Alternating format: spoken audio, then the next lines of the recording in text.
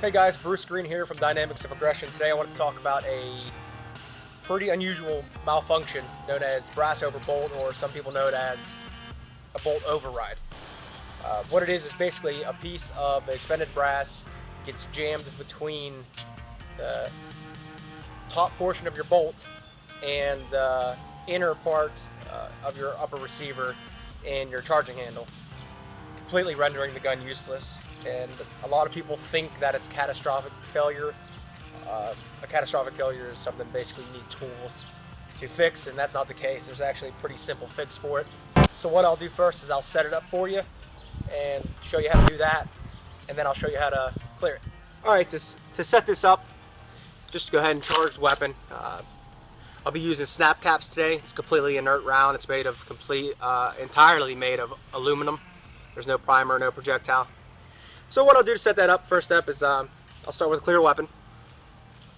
Take that snap cap, place it in there, roll the gun upside down, making the snap cap go into the charging handle itself, and then I'll tilt that weapon back, making that snap cap then travel in the charging handle down above the bolt.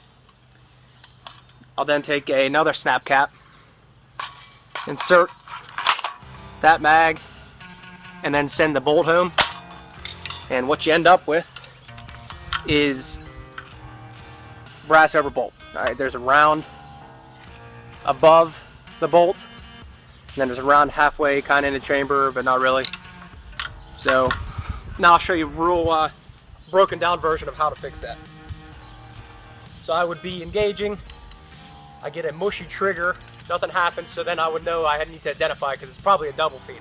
Well, once I identify in this case, it's not a double feed. The first step is still the same. I'll remove that magazine.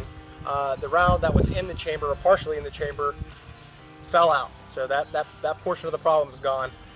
At this point, I would then come off the weapon with my weapon hand, grab a hold firmly to the charging handle, because sometimes it requires a lot of muscle. Sometimes it don't. It just depends on how bad it's stuck. I would then charge the weapon as far as I can. In this case, it was about 1.5 inches. Taking my support hand, come in to the chamber with my finger, preventing and placing my fingertip on the bolt face, preventing that bolt from being able to go home. At that point, keeping my support index finger on the bolt, I'll take my weapon hand and chop the charging handle forward. That fixed the problem. It discharged the round. Now I have a clear weapon, as you can see, completely clear. And from there, of course, I would just insert a fresh magazine, charge the weapon, and get back into the fight. Alright, now next I'll go ahead and show you a full speed version of that, or relatively full speed. Okay, I've recreated the malfunction. I'm going to go ahead and do it in semi full speed. I go to engage, mushy trigger.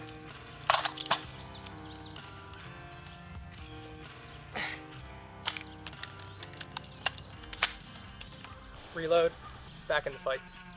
It's that simple. A lot of people talk about using Leatherman's, mutts, whatever tools you have.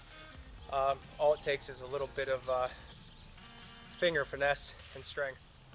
Alright guys, that's all I got for today. I hope it gave you a little bit of knowledge that you didn't have before, and I hope that you never have to use that on the field.